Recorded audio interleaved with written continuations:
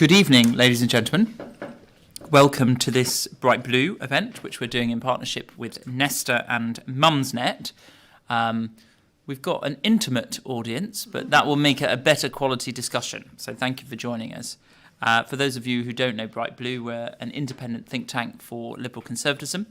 Our mission is to defend and improve liberal society. We work across four main research themes: social policy, education policy, environment policy, and employment policy. We've done quite a lot of work on childcare policy and influenced government direction over the years on that. But there's still obviously a long way to go to building a childcare system which is truly affordable for all parents and high in quality.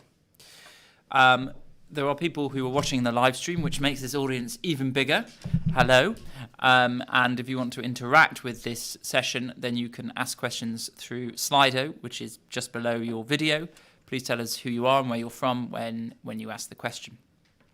If you're tweeting, again, we can get more people hearing the arguments from this session. Please use the hashtag BrightBlue and CPC22. And our Twitter handles are we are BrightBlue, or you can go to @NESTA_UK or @Mumsnet Towers, if you can remember all of that. Maybe just use the hashtag. So the questions really is, why does the UK have particularly high childcare costs? We know the UK has a unique experience with that relative to other countries. And what's the impact of that, both on children and on parents? What can public policy do now to improve the affordability of childcare? And obviously, with the new Prime Minister for a long time, has a mission to deregulate childcare, in particular relaxing staff-to-child ratios. And it's not just about affordability, but quality childcare as well. The Nutt-Brown Review, which was commissioned many, many years ago, looked at the status of childcare workers and concluded it was a very low-paid, low-status profession. So how do we drive up quality? What are the ingredients for that?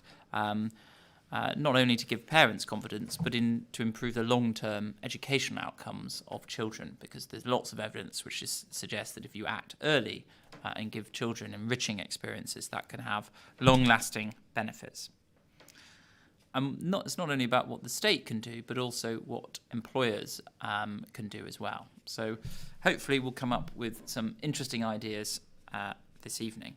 So we have a great panel. Brendan Clarke-Smith, MP, who was the Minister for Children and Families, has unfortunately had to withdraw in the last couple of hours, so I apologise for that. We have tried to tell him to come for even 15 minutes to give us his views, but unfortunately he can't make it. And as you can see, I am not Camilla Tominey, who is the Associate Editor at the Telegraph. She also sends her apologies at the last minute. The event feels a little bit cursed on that front, but she's had a meeting with her editors. So I'm no longer speaking, I am chairing the panel. So who is on the panel? So we have Justine Roberts on my far left, who's the founder and CEO of Mumsnet.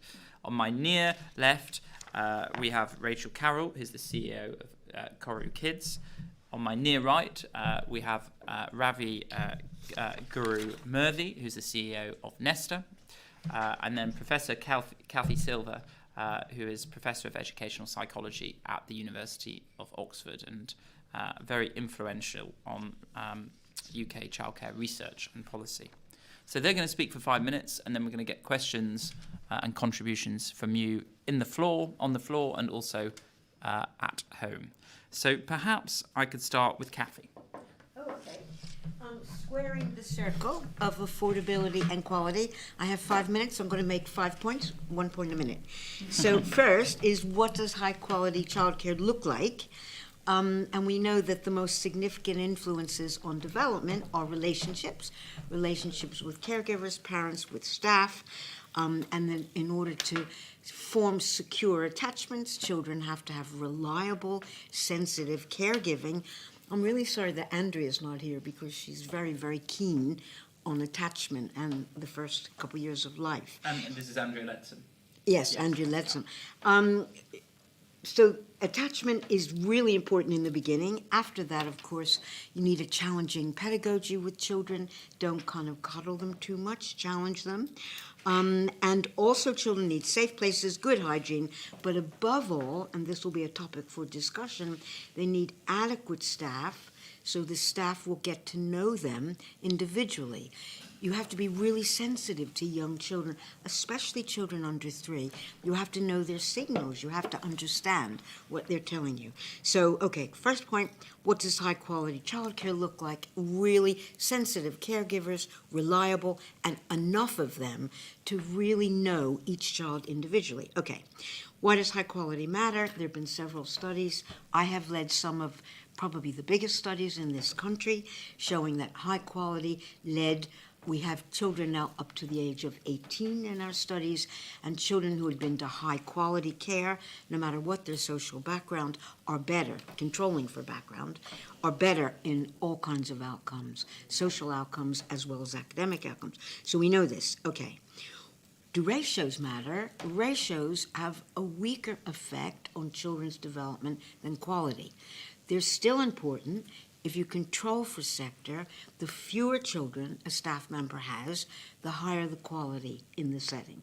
So ratios are important, but quality is really what drives outcomes. Okay, second point, what do parents want? And I know that I'm going to get much better answers to that question to my left, but basically parents want their children to be happy and successful. I've never heard a parent say, I want my child to be intellectually challenged. Some babies they don't, and young children. I think beginning at 3 they do, but they basically want their children to be happy. But parents also want to know they're safe so that they can go out and get a job. So that's what parents want. You're going to hear more and much better. Okay. Research from the Center for Progressive Policy said that working moms could increase their earnings by over $10 billion. This is a recent report, if they had access to adequate childcare. So parents want childcare so that they can get jobs, so that they can have more money in the family.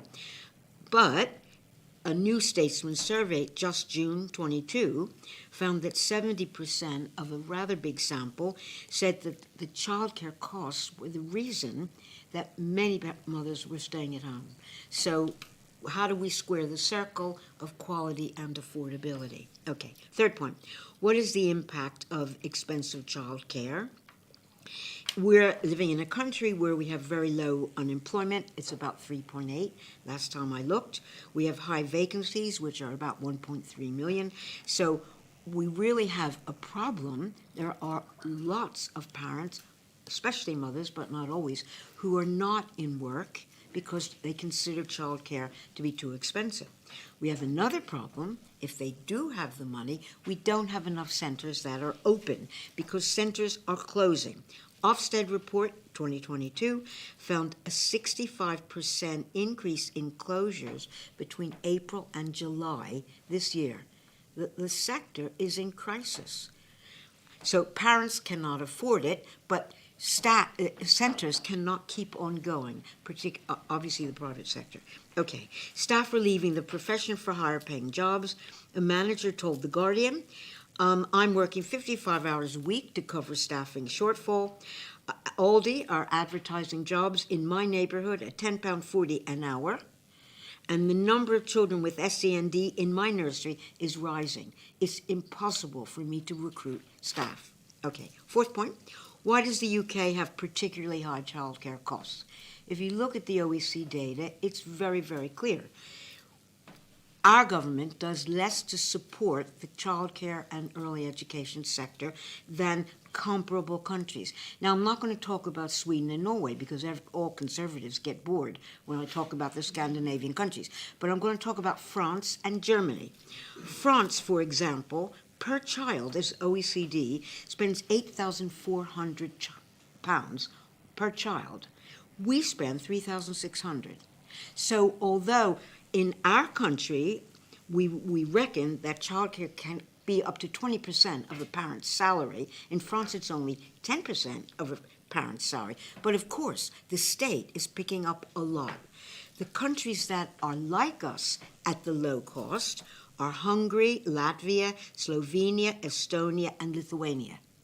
These are all emerging economies where childcare costs are very, very cheap.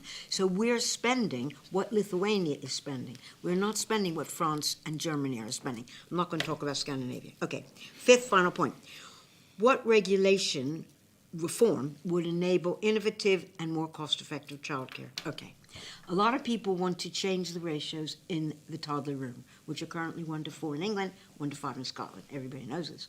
I am not in favor, nor is the sector, in favor of changing that. We have so many children with COVID kind of setback. It's so important to really know your child, to sensitively respond, to know what their signals are. I really would not change that. I'm going to come on. There are flexibilities. Between 3 and 4, we're now 1 to 8 in the private sector, 1 to 13 in the state sector. I think the sector would be willing to consider economies there, particularly with well-trained staff.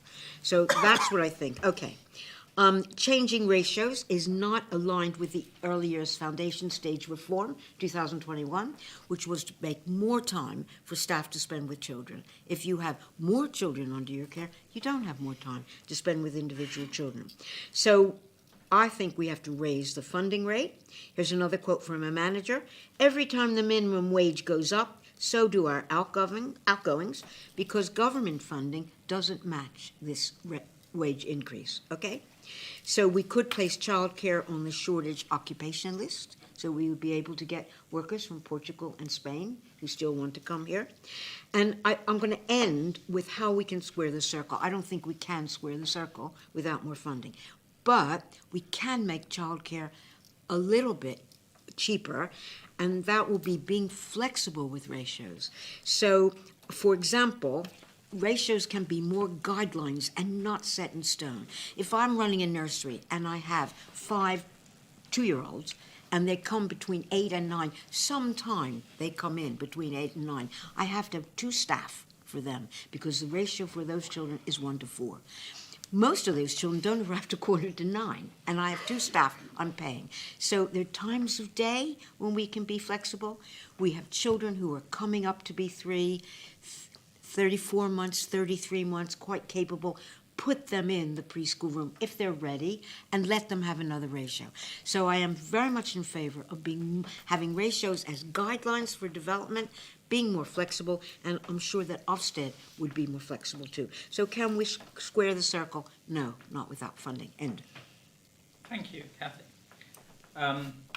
Question I had, you talked about ratios do matter, but what matters more is quality. What in your mind comprises quality? There's something very specific about ratios. What's the thing about quality? What's in it? What is it? Quality is more complex. Ratio is just a number you just count, and it's structural quality. Process quality, which is what we measure when we make quality assessments, it's particularly the way the staff interact with the children. It is the most important aspect of quality, is the way the staff interact with the children. But it's another thing, and this is what good teachers in the maintained sector are really good at, and that's arranging the room and the social life of that setting so that it's orderly. Children know what's going to happen next. There are rules about how you play with other children. There are rules about how many children can be in the home corner. And so quality is relationships with individual children, but it's also arranging the environment in a structured way that promotes kind of positive learning experiences. And a really good staff member, they don't have time to talk to every child all the time, all day long. The children will learn from each other, and you have to create this wonderful atmosphere of calm, productive play together. And that takes genius. And my understanding from your research, I think, is that higher qualifications, tend to be associated with that better environment that you're talking about. Is that right? Yes, because if you've done A-levels, you know how to plan your time. If you've gone to university, you take exams, you're kind of mature. And that I think a PGCE teacher, say, an early years teacher, is somehow more trained to create the environment that I've talked about. Younger girls who train between 16 and 18, they're all right. They may be right in the baby room. They may be very loving, very caring. But if you really want somebody to have the excitement of new words, and how kind of words like kangaroo, what's wonderfully fun about kangaroo? Or how do we hear the sounds in words? Well, we clap our names, don't we? I read that we have to teach children syllables, and I thought, how do I teach children syllables? I thought, I know, Kathy, Sylva, Ryan, Shorthouse. I mean, I didn't read this in a manual. I'm just a clever girl who kind of has good ideas, and I suddenly know syllables are important for 3-year-olds. All day long, you're inventing wonderful things, and you're making that calm environment where learning is so exciting, you just can't wait to get there. And that takes, as I say, genius. Thank you, Kathy. I mean, and final question is about the ratios again, which is, I mean, you talked about the costs for parents being high in this country, so the contribution that they make to childcare relative to what government puts in is quite high in the UK compared to other countries. But presumably, the underlying cost of childcare, the unit cost, is somewhat, the high unit cost the UK have, is somewhat driven by the high ratios, right? I mean, yes. I get your point, but that does make it more expensive. Ratios, yes. Some of the costs will come from ratios, I agree. And in the maintained sector, of course, we do have higher ratios. But think about this. In a primary school, you have really top staff. Level 3 staff who work in primary schools have begun in the private sector, and the very best get poached because they all want to go to primary schools. So you have very good level 3 staff in primary schools because they are the best, and they have better conditions, they get better pay.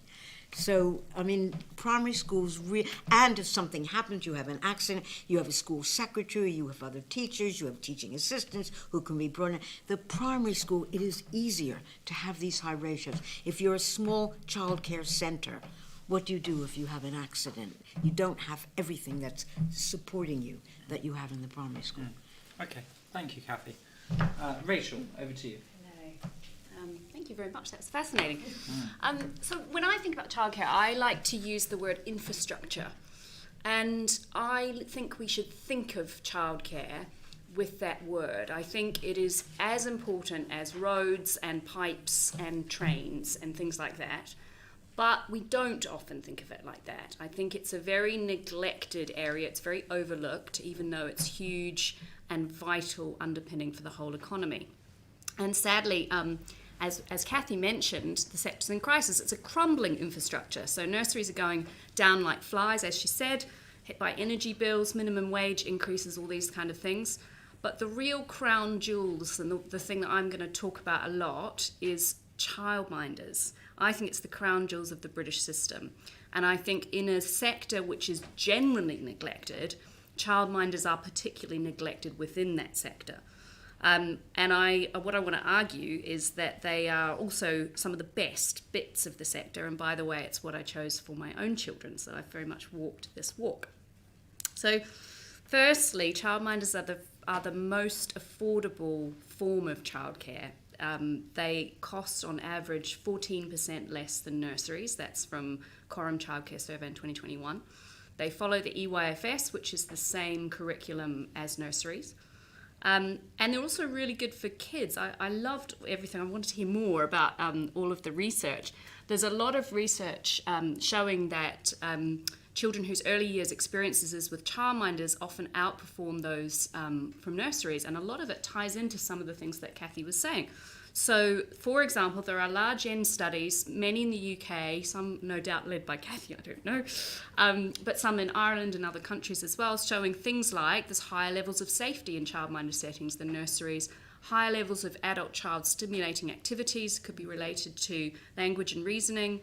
In nurseries, these studies have shown less positive behaviour, more detachment by adults, less emotional responsiveness. This is exactly the kind of thing that Kathy was saying that children need. The highest performers on cognitive and language tests were those that had spent the first 2 years in childminder settings. And childminder type settings produced fewer later difficulties versus other settings, including things like conduct problems, emotional difficulties, hyperactivity, inattention, peer problems, and more pro-social behaviour. So clearly, childminder settings are really good for children as well as being cheaper, which sounds great, right? We should definitely have more of those. It can also, if you think about the third bit, there's sort of three bodies involved in childcare. There's the parents, the children, and the workers. For the workers, it's also great. It can be a fantastically attractive job. They work from home, which many people love. They can have higher income than any other form of childcare, comparable to teachers. The overheads are lower than nurseries, so it can be fantastic. However, where is the worm in this story? Childcare numbers have plummeted. So in the first half of this year, they went down by 7%. Just in those 6 months, we lost 7% of our childminders. Taking a longer view, from 2012 to 2022, so the last 10 years, number of childminders has dropped from 57,000 to 27,000. There's such a dramatic loss of these unbelievably, this great form of childcare. It's a total tragedy. So this could easily change. 96% of childminders are registered with Ofsted, and it's those ones which are all plummeting. So what's happened to the other 4%? Well, the other 4% are the fast-growing bright spot on the horizon. They are the ones that are registered with childminder agencies. And for those of you who haven't heard of childminder agencies, that's probably most of you, they are childminder agencies are private sector kind of mini Ofsteds. So Ofsted regulates the childminder agency. The childminder agency then provides strong, regular oversight and support for childminders. I must at this point make a disclosure. I run a childminder agency. I am obviously incredibly biased. However, the reason that I run one, the reason I went to the effort of setting one up, was because I just so passionately believe in childminders. Like I said, I chose it for my own child. I think they're just such a fantastic form of of childcare. And when we became a childminder agency, it was unbelievably grueling. There are only 7 of us in the country. There are 7 childminder agencies. I'm one of them. In a good way, it was really grueling. It was appropriately grueling. The bar is very high by Ofsted to become one of these. And we now operate as the regulator and support for childminders. We fill lots of the functions that local authorities used to fill. But we fill them in a very different way. So I have a team of software developers and designers. We make scalable, beautiful, useful, usable technology in collaboration with our childminders. We run a community. And our childminders, when they talk about us, they use words like easy, warm, supportive, convenient, and these are not words that are usually used by childminders to describe Ofsted or their local authority. So the feel is very different. And we are now, at this moment, really poised and ready to bring many thousands of childminders to the market. We already provide, with just speaking about my company, we already provide thousands of nannies through the other side of our business.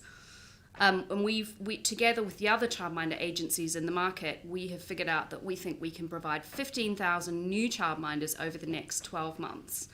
So the numbers, just to remind you, the numbers I said before, in the last 10 years, it's gone from 57,000 to 27,000. We think we can get halfway back, or everything we've lost in the last 10 years, in just 12 months. We think we can do that. So that would unleash a huge amount of extremely needed, affordable, high-quality supply. However, we still face quite a lot of regulatory headwinds. So we are forced to compete with Ofsted, which is subsidised. We are private sector organisations. We do the local authority stuff, but we do it without any funding. We could do so much more. We are required to inspect more often than Ofsted, but with no funding. And we can only register childminders and not other forms of care. We think if we could register nannies as well, we could allow people using tax-free childcare or universal credit to access flexible part-time care. That would transform their ability to progress in work. So there are rumours, and by rumours I mean it was in the Telegraph, yesterday basically, that CMAs will receive, childminding agencies will receive more support. I think it's going to be in Liz Truss's speech on Wednesday morning. So watch out for it. I think it's going to be in there. That's the rumours that were in the Telegraph. We hugely welcome that. Any support to childminder agencies, for all the reasons I've said, is great. We think that childminder agencies need to be able to register more types of care. The Ofsted subsidy, which we understand is £1,000 per childminder, should be passed to childminder agencies. For existing childminders currently registered with Ofsted, there should be some kind of switching bonus. And I'm really excited about this. I think this is one of the very rare remaining parts of the economy where you can actually make major reforms by changing things structurally, not just adding more money in. And for avoidance of doubt, I would also welcome more money. That would be great. Please also do that. But even if we don't do that, you can actually do something very exciting. I think by putting childminder agencies at the centre of childcare, government could deliver cost savings, a chance to radically improve childminder numbers, and a hugely improved service for parents and kids.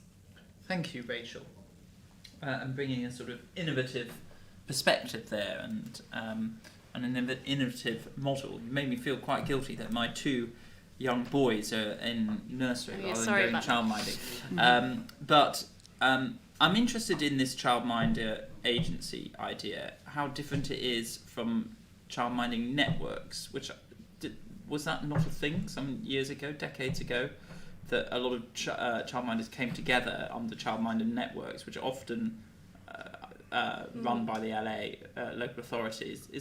What's the difference? Yeah, so it's a bit of continuity and a bit of change. The things that are in common is it's really important to have some kind of community. It can be a very lonely job, working by yourself, and a tough job. So networks like agencies bring people together in community. That's great.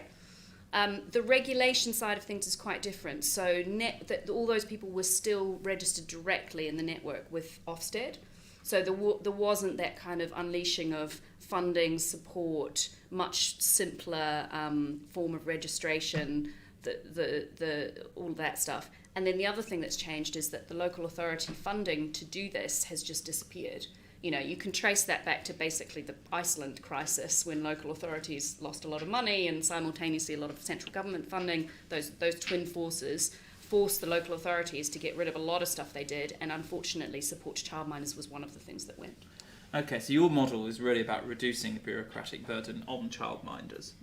That's right. I mean, I think there are differences in style as well. So the way I describe myself is I run a tech company, and I don't think anyone who ran a childminding network would have ever described themselves in that way. Great, interesting. Interesting what you say about the quality of childminding, because my understanding of the evidence is always that formal childcare or nursery, particularly maintained nurseries, had better outcomes. But Kathy, I'll go to you on that. There's very few studies that do head-to-head comparisons. That's the problem. Right. I think within the sector, the view is that for the younger child, probably there's a greater strength for a childminder. When a child is coming up, getting ready to go to school, perhaps the larger group where you have staff, one staff member has a special interest in science, another staff member has a special interest in books and literacy and language. You can kind of have a richer curriculum with the bigger staff. So the research, however, especially for children under 3, especially because language is so important and attachment security, and I think there the childminder, the research is pretty good. Okay. Justine, to you. Hello everyone. So I am Justine Roberts, CEO and founder of Mumsnet. Hopefully you're aware of Mumsnet, and if you're not, what bloody rock have you been hiding under? But you may well know that parents come to Mumsnet to discuss all kinds of things and seek advice on all kinds of problems, from sleepless nights to meddling mother-in-laws to mostly feckless husbands, to be honest. But as well as providing a space for parents to share problems and ask advice, we also campaign for policy change. And one of the most important issues to our users, in fact, next to cost of living, it's the second most important issue to our users, is the lack of available and affordable childcare. It crops up repeatedly all over our forums. Whenever we ask parents what that needs to change in order to make their lives easier. So back in March, we surveyed our users, and 2/3 of parents of young children said the cost of childcare was equivalent to the cost of their rent or mortgage. Now, following the events of last week, it's possible that that proportion has changed a bit, but not because childcare costs have gone down. Our latest insight work, we do a monthly cost of living tracker, and it showed that for 1/5 of parents, it would be cheaper to give up work altogether now than to continue paying for childcare. So there's clearly, as we've all agreed here, something very fundamentally wrong with our system, which does seem to be designed for a different age. And I think one of the key things for our users is this gap between paid parental leave, when that ends roughly at about 9 months, and the sort of 30 hours kicking in, which for most parents is around a child's 3rd birthday. And it's almost always women who are affected by this. They are the ones who reduce their hours or stay at home because of this gap where they're under stress and their wages really aren't worth it because they're paying more in childcare. Now look, of course, I want to say, for some mothers, they want to choose to stay at home with their kids. But that's the point. It should be a real choice, not something that's forced upon you by a failing system. And those women who are forced to stay at home because they can't afford childcare suffer very long-term effects, not just on their career, we know that, but also women who have a baby miss out and leave the workplace, miss out on about £70,000 worth of wages in the following decade, not to mention the knock-on effect on pensions. Women's pension wealth is about 1/4 of that of men.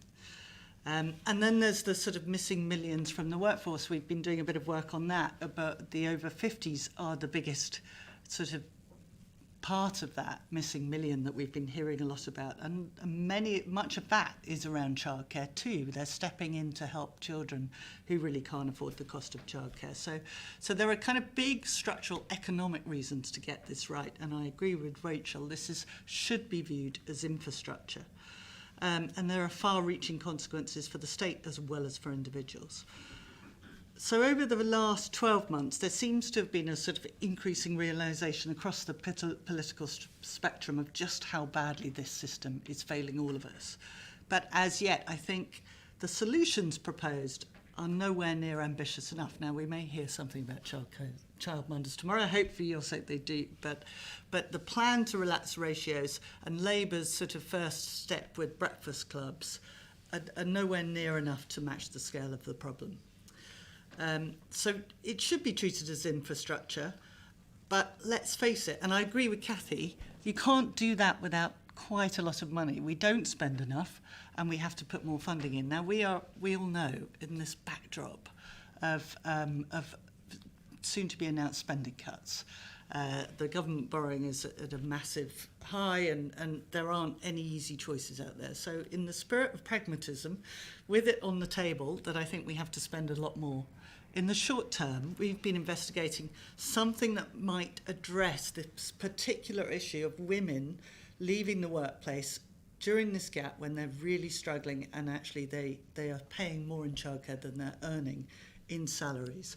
And that is a system of childcare loans, which is a bit akin to student loans, government-backed, which allows the mindset of parents to say, look, I want to stay in the workplace. I don't want to lose out on wages, but I need to spread the cost, and I need to view my working life over its entirety to pay for this critical period where childcare costs are so high. And that would obviously erase the motherhood penalty, keep more women in work, and ultimately, I think, be really good for the economy. It's not a complete fix, but it might be something that can be considered at a time where there's not much money to go around. I mean, I think I also should mention the complexity and the disincentives in the current system. There are actually 7 different schemes around at the moment, 7 different ways parents can access funding, some of which are rarely used despite the funding being there because it is so complex. It really is clear that if we're going to solve this problem, we've got to think about big, ambitious solutions. We think childcare loan could be a part of it, but essentially we do need to think of childcare as infrastructure because that's how important it is to all of us. Thank you, Justine. And childcare loans is music to my ears, because we've been pushing for it for a long time, and see it as a practical, pragmatic solution. Can you not persuade the Tory government? I've been persuading for a long time. Unfortunately, there was a lot of politics around student loans and obviously the increase in tuition fees. But the point is, of course, a lot of parents go into debt now. They use overdrafts or decide just to withdraw from the labour market, whereas what is being proposed here is a government-backed loan, which would then smooth the costs over a longer period.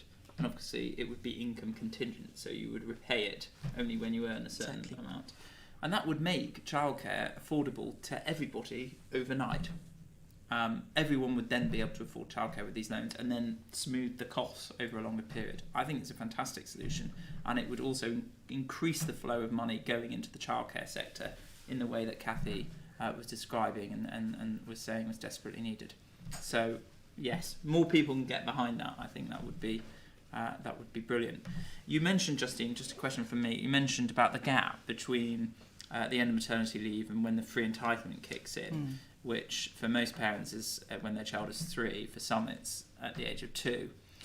There is, of course, tax-free childcare for parents who are not on universal credit and earning above earning below a certain salary, 100k, and that's available whenever, whatever the age of your child, and that gives you 20% off your 20% tax relief on your childcare costs.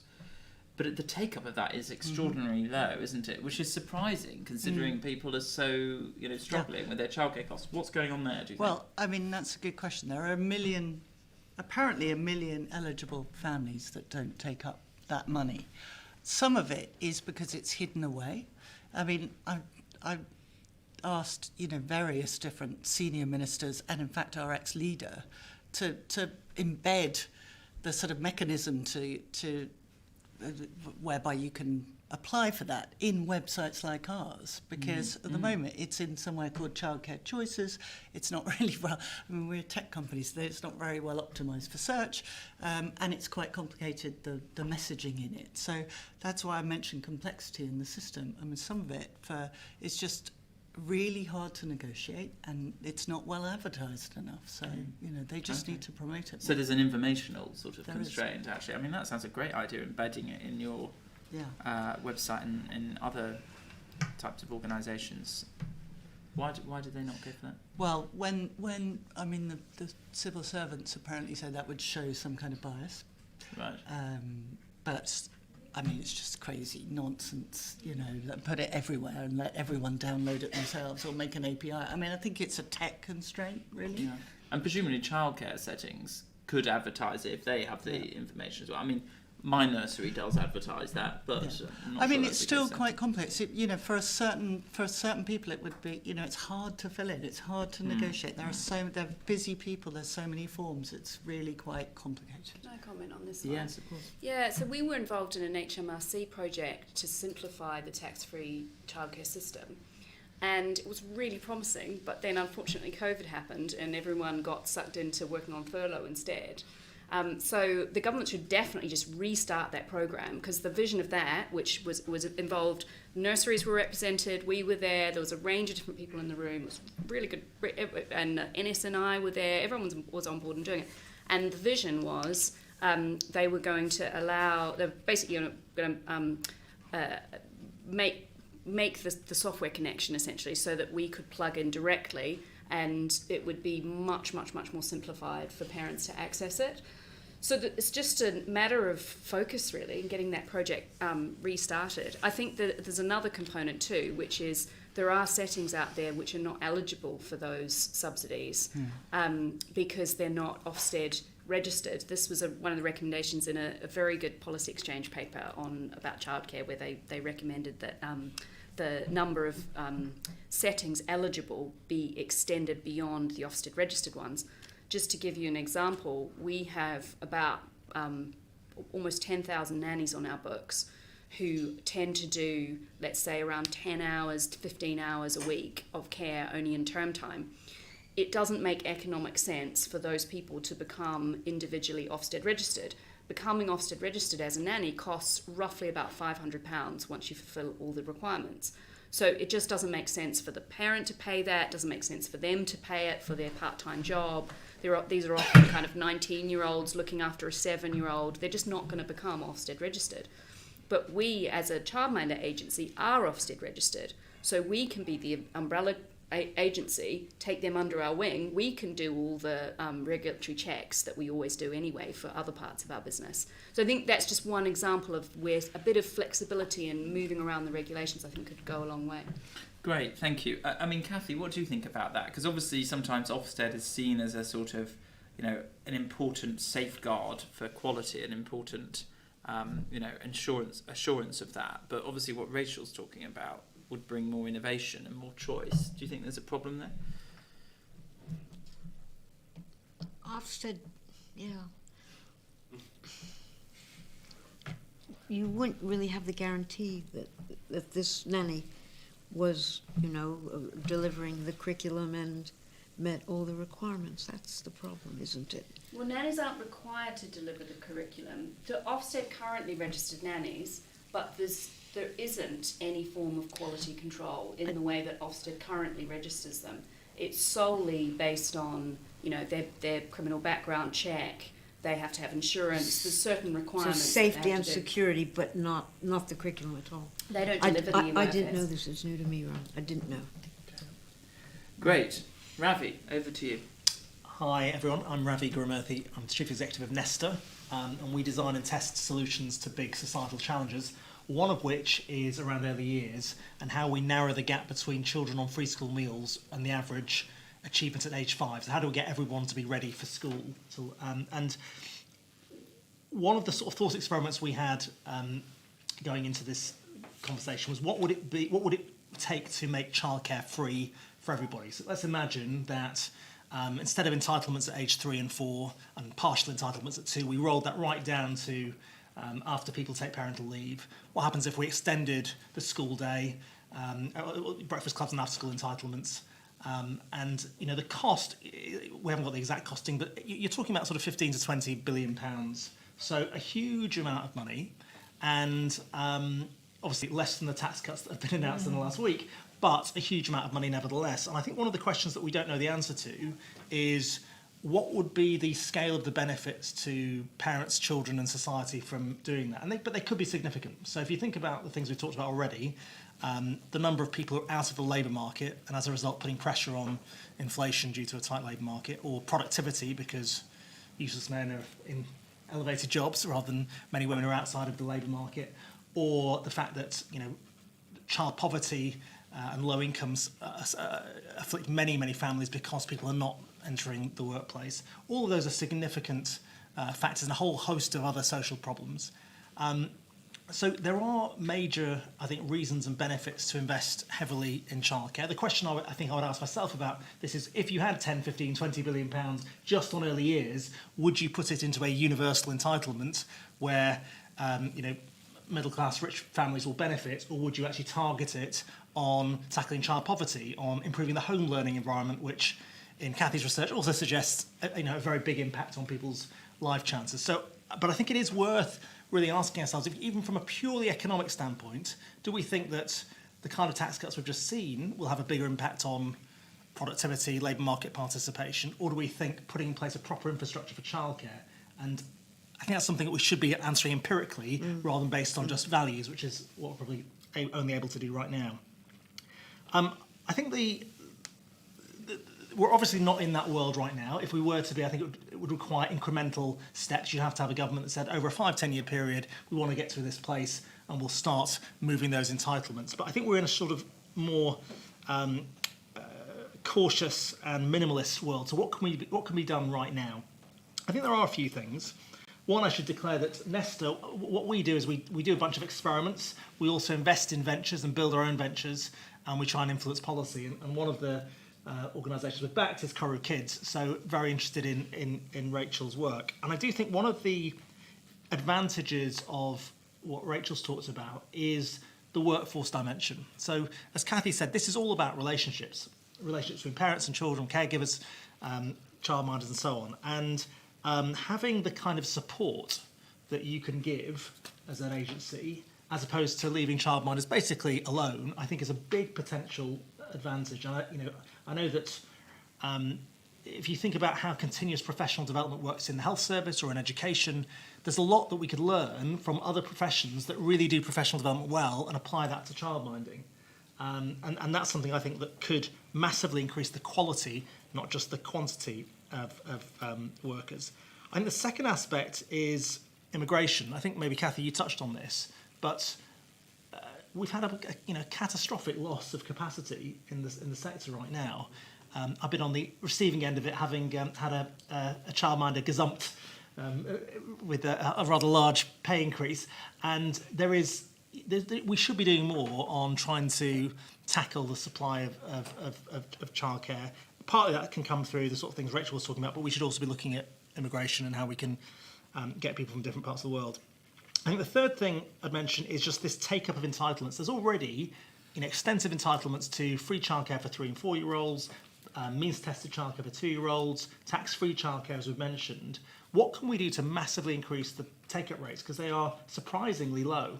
One thing you could do is work with HMRC to think about how administrative data can be linked, and then use that administrative data to automatically register people or send people a text message prompt. Even without that data, why are we not doing text message reminders to take up your tax-free childcare? There's no reason why we can't do that and really make it in people's faces, particularly right now.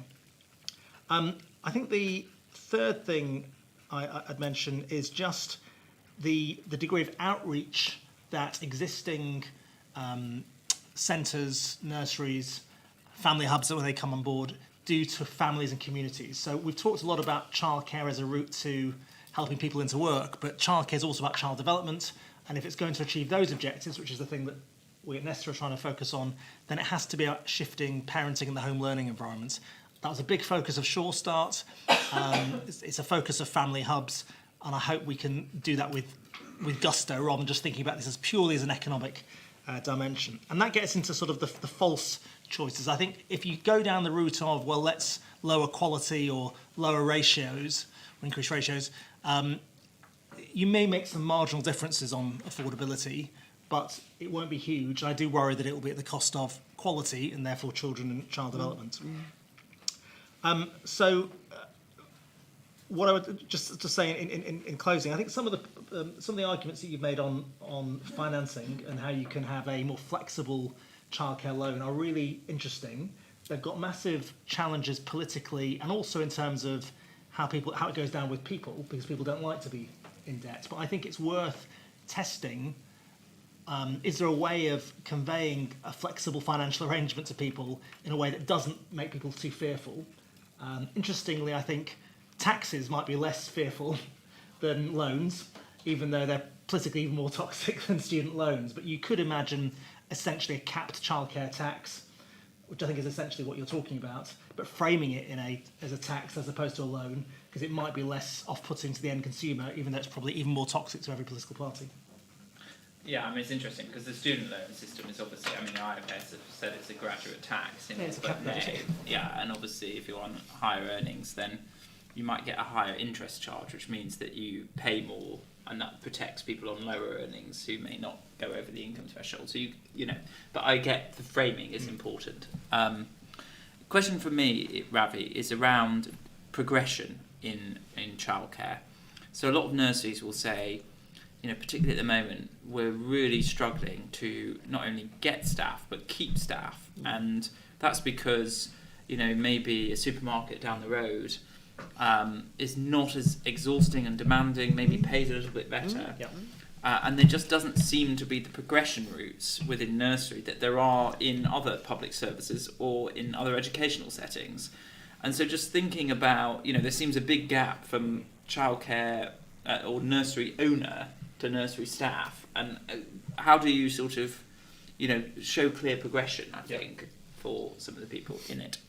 I'm sure Rachel's got a better answer than me, but I think two things I would say. One is we have to be able to reward well-qualified staff who lead. I think I don't know what the research says on this now, Kathy, but it used to be the case that having somebody with a degree level qualification leading a nursery actually had a benefit in terms of quality. Yes. Yes. But I think one thing that would be very helpful is to try to be able to pay people coming into the workforce, often without qualifications, to gain qualifications part-time and then graduate essentially into higher paid roles within that nursery or within adjacent ones. And the second thing I would say is I don't think we can solve this fundamental problem within the childcare profession. I think we have to solve it within the whole caring workforce, because there are a lot of people, I know several, who've sometimes dropped out of teaching, dropped out of social care, have got something to give, would like to contribute, and actually could potentially be tempted into childcare or another caring profession. And I think we need to think about how people can move between working in Job Centre Plus, working in social care, working in childcare, working in education, particularly from that 50 to 65 age range where we're getting a lot of dropouts. So that's something I think we should think about, how portable those qualifications are. Can people jump career in a slightly easier way than they currently do? Great, thank you, Ravi. Okay, so let's take questions from the floor. So if you could tell us who you are, where you're from, that would be great. And I have got somebody is watching from the live stream, because I've got a question from the live stream, which is great.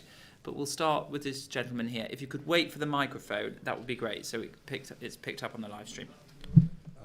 Bernard Hibbs, and conflict of interest. I work for Community Playthings, so we're a massive supplier to the nursery business. We make beautiful children's environments, furniture and toys, and I love the stuff that Kathy said on building environments. So one of the questions is about funding in the nursery sector. I know nurseries struggle when they get the money in sort of dribs and drabs from parents. One of the things that Sure Start did very well is give a lot of money up front, which allowed nurseries to invest in their built environment.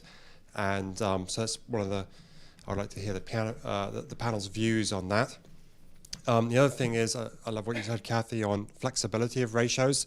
I think the argument over ratios is a bit silly. We didn't used to have it so strictly enforced. I've seen a customer of ours was sued over an accident with a child, and the litigants' lawyers were asking the nursery to prove that they always have enough members of staff to meet those ratios. That's how the ratios are used, which is just ridiculous. But there seems to be the EYFS, which I think was broadly good, brought in a sort of a tick box mindset. So private schools who have nurseries don't have to follow some of the requirements of the EYFS. I run two myself, and I went to a nursery and I saw a nursery nurse sitting there with an iPad, ticking off the different bits of the EYFS that they were watching, instead of interacting with the child, which was heartbreaking. And I think, as well as deregulation, we shouldn't just be talking about ratios. We should be talking about the way that the EYFS is applied to children. So I'd love to hear your views on that. Great, thank you, Bernard. Kathy, did you want to come back first? Yeah, 2 points. Agree completely on the environment, because the really well-planned environment encourages children to play in productive ways. You don't have like all the big blocks that boys play with right next to the reading corner, because they're constantly, interrupting the readers. And you want to create spaces for reading, which you can do through equipment. So I agree with you completely on the environment. It's another staff member who's keeping the play safe and challenging.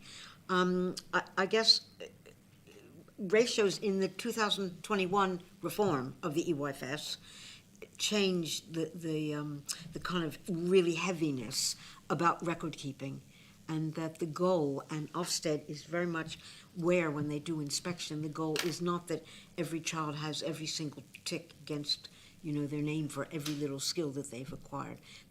The 2021 reform really did change what you're talking about, I hope. Rachel, did you want to come back? Yeah, I very much recognise what you're talking about that upfront burden, and if you think that's felt by nurseries, imagine how it's felt by individual childminders. It's that even more. So that's something we've really designed our offer around. So we offer startup loans to our childminders. Not all of them take them. They have the same aversion to debt that you mentioned, but a lot of them do take them, and then they pay them back over time to us, which is fine. And then another function we do is to kind of, you also mentioned having dribs and drabs and weird payments by parents. And if we find as parents the tax-free childcare system bewildering, childminders find the random payments that arrive with kind of strange reference numbers that they have to map to various different other parents. They find that equally bewildering. The reason they went into the job they're doing is because they love kids. It's not so that they didn't want to be accountants, they want to be with the kids. So again, that's part of our function, is we build tech to make all of that super, super simple. I think the other thing that your comment kind of reminded me of was this Ofsted creep in people's minds. So there's so many different Ofsted inspectors. They all have this slightly different style. And so what happens is one comes and inspects you and asks you a few questions, and you tell me all the questions, and I think, I need to answer all those. And then I hear all Justine's ones, and now I've got double. And then I hear someone else's ones. And sooner or later, I think I have to have, a no smoking sign on the wall of my house, which many childminders, just as one example, think they do have to have. They do not have to have it. But some inspector somewhere, in the Midlands once, said randomly to someone, "Where's your no smoking sign?" And it becomes this sort of folklore of like, this is what you need. So I think a lot of, again, our function is to just strip that back, and you don't need a no smoking sign. You don't need to be writing out all this stuff. And we just try to take it all the way back to basics. But I think sector-wide, that's what needs to happen. We need to just remove a lot of this folklore that's out there. Justine, I don't know if you had any thoughts. On anything. At this stage, Ryan, it's 2 minutes past closing time. I'm thinking about the bar. I'm very much in agreement with the fact that that's not what parents want. They don't want interaction of tick boxes and yes, your child did that. What they want is a loving, warm environment and ideally professionals who are really interested in their children. I'm going to have to disappoint you because it actually closes at 4:45. Oh, does so it? Okay, sorry. Okay, I'll be patient. let's take some more questions and thoughts because lots of hands. Great. So we'll take this lady first, please. We'll take a round of three. Thank you. I am the Chief Exec of Gingerbread. We work with single parent families. Just a couple of points on what you've said and then I'll move on to my question. So absolutely free universal childcare is the way forward in our view. Just also to add that often we hear that it's not just affordability of childcare, it's availability, and we hear that particularly the 30-hour childcare offer isn't always available, often in school holidays, so there's a real shortage there. But my question is about wraparound care, so slightly older children. Obviously, single parents need to work and they have requirements to work under the universal credit regime. But again, there's a shortage of wraparound childcare. What are the solutions to that in your view? Okay, thank you. Just here. Hi, I'm Josh. I'm a researcher at Bright Blue, and forgive me if this is quite a simple question. This is not really my area. So we seem to have mentioned that in terms of public spending, we spend a lot less on childcare in this country compared to France and Germany.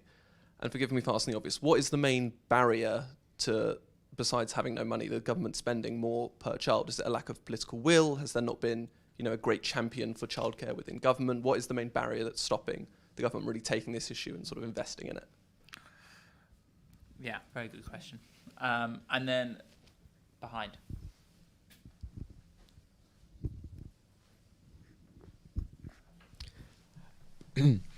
Hello, yes, my name is Shota. I'm just a student.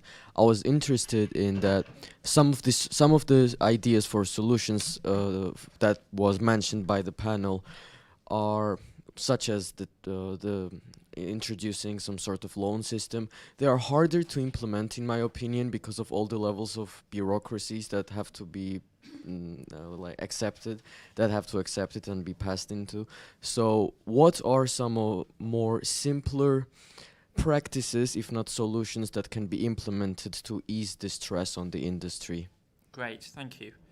Okay, and then I've got a question from the floor, from the live stream, which is anonymous, but says, a lot of the debate on childcare is cost-centred. How to get unit costs down, how to make it cheaper. How do we convince government that quality childcare is an investment and can be an asset? Right, okay, so all of those questions. Perhaps you want to answer all of them or some of them, and kind of have concluding remarks from each panellist. So we'll start with Ravi. So I'll try and answer the question about why have we not grasped this politically. I was involved about 20 years ago in something called Every Child Matters, which I led, which involved creating a children's commissioner and a children's minister, moving social care into education and trying to give it more focus. And part of the reason why we made those institutional changes was to try to give children more visibility within the political sphere, and also have a counterweight, have a children's commission that was giving government a hard time, that was hopefully going to make it more of a central issue. I think it was quite interesting how the big focus that Labour had on children through Sure Start and so on got unravelled over 10, 15 years. And I think what it shows is that when you don't have entitlements, when you don't have middle class entitlements, it's a lot easier to cut services from local authorities and cut entitlement. People don't notice. It was politically quite easy to do. Whereas if you did have, a free childcare offer, it would be politically impossible, I think, for any government to get rid of it. So when it comes to lock-in of things, I think entitlements work very, very well. But fundamentally, there's a usual structural problem that children don't vote, and the basic distribution of public subsidy is not massively rational. But I don't think that's going to be changed very much unless we go for a system where, I don't know, working parents get double votes or something like that. Just on the question of wraparound care, I think there's just two thoughts on this. One, I don't know whether I'd be interested in actually other people's views on it. Is there more that we can do to enable schools to do this and provide this? And then secondly, Rachel, given that your business was set up to actually solve exactly this problem of after-school care, what's the barrier to making it even bigger? Right, teeing you up. Shall I answer that? Yes, I love gingerbread. Gingerbread is a wonderful charity. It's so nice to meet you. So that is exactly why I've founded KoruKids. As I say, childcare generally is neglected. Childminders are neglected. After-school care is super neglected. There's a kind of assumption, weirdly, in government that as soon as your kids go to school, you don't need childcare anymore, which, given that a lot of people in government are parents, I cannot understand why this assumption, but it seems to underpin a lot of stuff. And, children tend to get about 14 weeks of school holidays. Parents only get 5 each, even if you have, and I know yours is a single parent charity, even where in families where there are 2 parents, they have 5 plus 5, which only equals 10, which isn't 14. So it doesn't even work when you have 2 parents, let alone 1. Anyway, for all these reasons, that's why I founded KoruKids in the first place. The thing that we could do, so what we do is we provide nannies for after-school care. Brilliant if you can afford nannies. However, the example that you gave was someone who is on universal credit and might need to demonstrate that they're in work in order to continue getting universal credit. That person could, and this to me is such an injustice, that fictional person couldn't access our services, not just because it's nannies and nannies are expensive, but more importantly, because they couldn't use their childcare benefits to pay for our after-school nannies for exactly the reason I said before, which is that the person working for this family for, let's say, 10, 15 hours a week wouldn't ever pay £500 to get registered with Ofsted. It just wouldn't make sense economically. And the parent cannot afford £500 to get that person registered with Ofsted. So that person won't be registered with Ofsted, which means that childcare benefit cannot be used. And that person that is a very flexible, it's the perfect form of childcare for that family, but for solely stupid regulatory reasons, cannot be used. So that's why my solution is allow childminder agencies to register more forms of care, and it solves that problem in an instant. Justine. So I'd like to add to what Ravi said about why this has never really been taken properly, seriously by government, which I think someone also asked over the stream. So I was talking at a Conservative Women to Win event this morning because we'd done some research about why women don't get into politics. And one of the interesting stats that came out of our research was that almost half of women would rather give birth again without pain relief than enter any kind of politics at all. And I think we see the results of this at the top of government. And we saw it particularly during the pandemic, when a lot of the people making the decisions at the very top were all men. They forgot to think about pregnant women when they talked about vaccinations and whether it was safe for pregnant women. They sort of didn't think about the implications of school closures, which had a disproportionate effect on mothers who did the bulk of the home working. And I know it sounds simplistic, but I genuinely think one of the problems is you haven't got advocates at the top of government who have experienced this stuff firsthand. And one of the answers is, well, one, to get men more involved in paternity leave, because all the evidence shows they stay more involved in their children's lives, and two, to get more women into politics, which is pretty hard given most of them wouldn't go near it and would rather give birth without pain relief. Kathy. I think on the two I'll tackle. The wraparound, I think the primary school should do much, much more.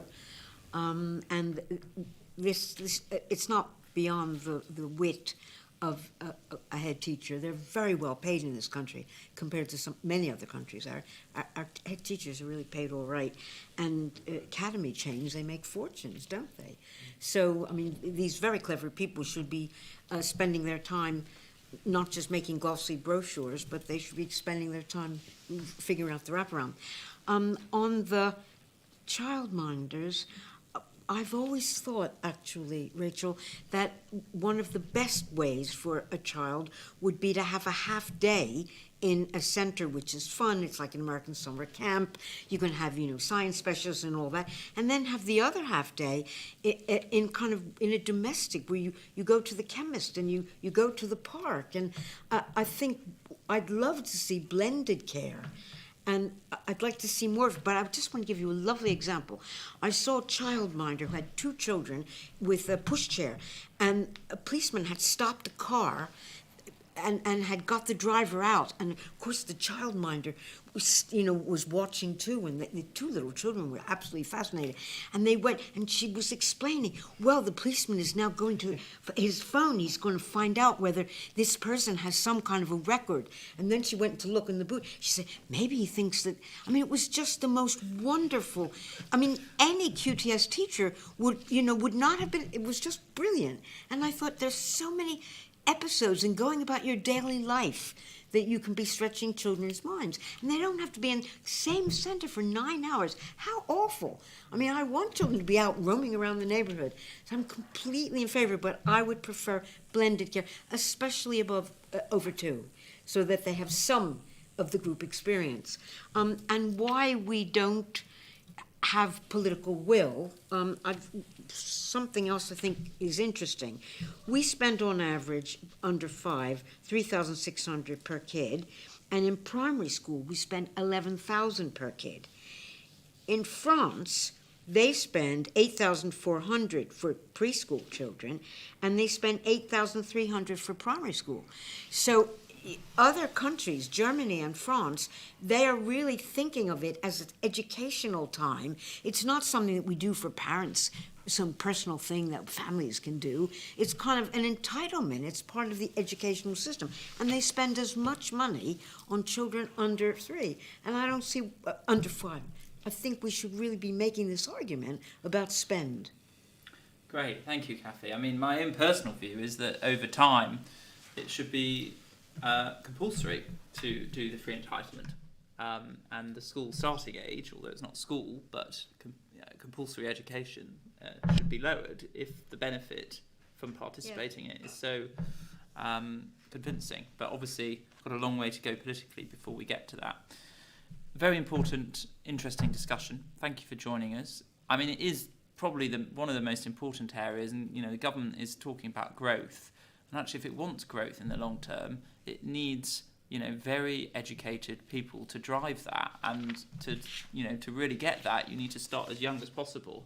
And, all the evidence suggests the earlier you start, the better you can influence long-term educational outcomes. So this should be at the heart of growth, not just for children in the long term, but also in expanding the workforce and supporting parental employment, particularly female employment.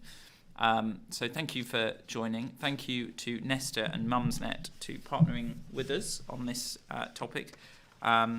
if you're interested in Bright Blue, take away the goodie bag. There's flyers about our events tomorrow. We've got another 12 or something tomorrow, I think. We're doing so many. And if you're interested in becoming a member, do speak to Max here, and he can tell you a little bit more about what we do and how you can get involved. But if I could just say to everyone, if you could give a round of applause to our fantastic speakers, that would be great. Thank you.